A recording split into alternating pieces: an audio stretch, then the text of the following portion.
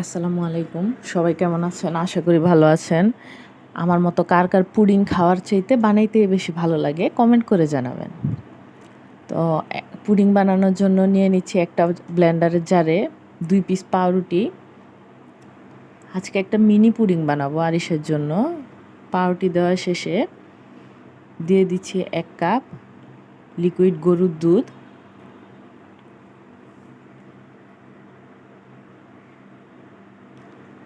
তারপর দিয়ে দিচ্ছি একটি ডিম।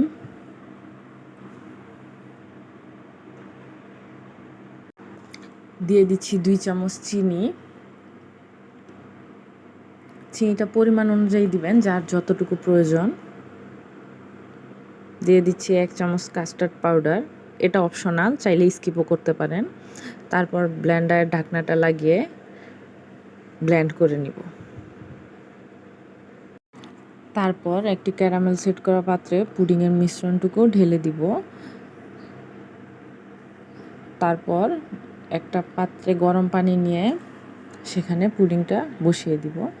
তারপর 40 মিনিট অপেক্ষা করতে হবে। হয়ে গেল আমার পুডিং। সবাই ভালো থাকবেন। আল্লাহ হাফেজ।